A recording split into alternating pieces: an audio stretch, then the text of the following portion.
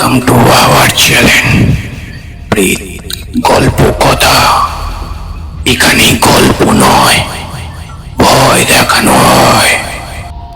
ঘটনাটা ঘটে 2012 সালে এক প্রত্যন্ত গ্রামে। এক অদ্ভুত ঘটনা ঘটে।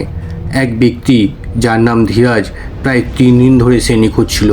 যখন তাকে পাওয়া গেল, সে ছিল একেবারে বদলে যাওয়া এক অদ্ভুত মানুষ।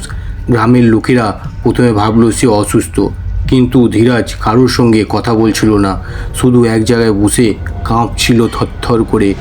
কিন্তু এক রাতে তার স্ত্রী ঘুম থেকে উঠে যা দেখে তাতে পুরো গ্রাম আতঙ্কিত হয়ে গেল। ধীরাজ নিজের দাঁত দিয়ে কাঁচা মাংস ছিঁড়ে ছিঁড়ে খাচ্ছিল, কিন্তু সেটা ছিল কোনো পশুর মাংস নয়, বরং একটা মানুষের হাত।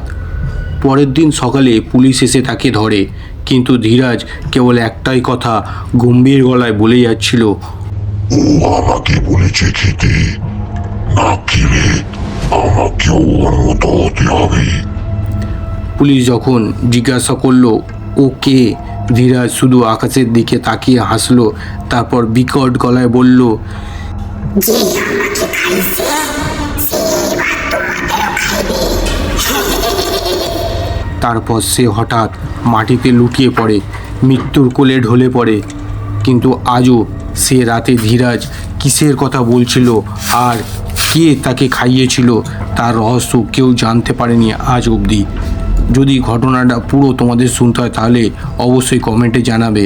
দেখাচ্ছে আর একটা নতুন কোনো ভয়ঙ্কর এপিসোডে।